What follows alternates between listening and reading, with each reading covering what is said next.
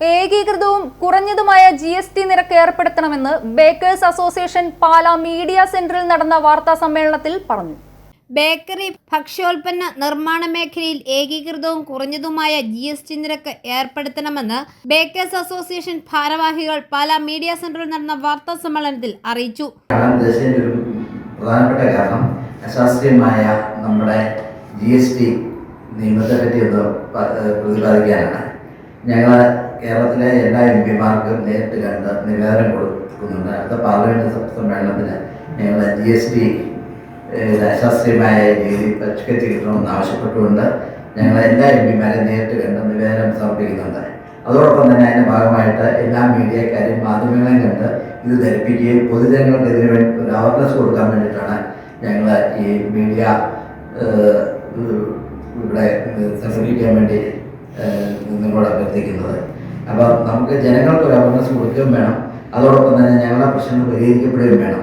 പരമ്പരാഗത സ്നാക്സുകൾക്ക് 18% GST ഏർപ്പെടുത്തിയ നടപടി മേഖലയെ തിരിച്ചടിയിലേക്ക് നയിക്കുമെന്നും ഭാരവാഹികൾ പറഞ്ഞു.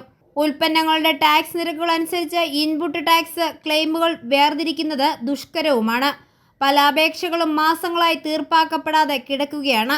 പഴംപൊരി, വട, കൊഴുക്കട്ട, അട എന്നിവയ്ക്ക് അനുയോജ്യമായ HSN കോഡ് ഇല്ലാത്തതുകൊണ്ട് ഇവയ്ക്ക് നിലവിൽ 18% ടാക്സ് ആണ് ചുമത്തുന്നത്. ഒരു അപേക്ഷ 10,000 രൂപ ഞങ്ങൾ കൊടുത്തു. അങ്ങനെയാണ് ഉണ്ണിയപ്പത്തിനും നെയ്യപ്പത്തിനും 5% കുറഞ്ഞിട്ടുണ്ട്. അതേപോലെ തന്നെ നമ്മുടെ നാടൻ പലഹാരം, അതായത് ചെറുകിട യൂണിറ്റുകൾ അമ്മമാരെ കൊണ്ടാക്കുന്ന ഈ ഉൽപ്പന്നങ്ങൾ നമ്മളെ പോലത്തെ ബേക്കറിയിൽ വരുമ്പോൾ അവർ 10-20 നമ്മൾ 12 വെക്കണമെന്നുണ്ടെങ്കിൽ അതിനകത്ത് വീണ്ടും 18% കൂടി 14 രൂപയാവും. അങ്ങനെയുള്ളൊരു പ്രവണത കാരണം ഈ കച്ചവടം കുറയുന്നു. ഇവരുടെ കയ്യിൽ ഈ ടാക്സ് കൊടുക്കാതെ അങ്ങനെയുള്ള കുറേ സങ്കീർണമായ പ്രശ്നങ്ങൾ, അതെല്ലാത്തിനും ഒരു പരിഹാരം എന്ന നിലയിൽ കേരളത്തിൽ ഉൽപ്പാദിപ്പിക്കുന്ന നാടൻ പലഹാരങ്ങൾക്ക് എല്ലാത്തിനും 5% ആക്കിയിട്ട് കുറച്ച് നമുക്ക് തരികയാണ് വലിയ ഉപകാരമായിരിക്കും. കുടുംബശ്രീ പോലുള്ള ചെറുകിട യൂണിറ്റുകളാണ് ഈ ഉൽപ്പന്നങ്ങൾ നിർമ്മിച്ച് ബേക്കറികൾ വഴി വിൽക്കുന്നത്. വിറ്റുപോകാതെ ബാക്കി വരുന്ന ഉൽപ്പന്നങ്ങൾ ഡംപ് ചെയ്യേണ്ടിയും വരുന്നു. ഇതിലേക്ക് ക്ലെയിം ചെയ്ത ഇൻപുട്ട് ടാക്സ് പിന്നീട് നിരസിക്കപ്പെടും. ഇത് വലിയ സാമ്പത്തിക നഷ്ടവും ഉണ്ടാക്കുകയാണ്. ബേക്കറി ഭക്ഷ്യമേഖലയ്ക്കായി ഏകീകൃതമായ കുറഞ്ഞ നിരക്കിലുള്ള GST നിരക്ക് കൊണ്ടുവരുന്നത് നിയമപരമായ തർക്കങ്ങൾ ഒഴിവാക്കാനും വ്യാപാര സൗകര്യം വർദ്ധിപ്പിക്കാനും ടാക്സ് ഇടപാടുകൾക്ക് സഹായകരമാകുമെന്ന് ഭാരവാഹികൾ പറഞ്ഞു.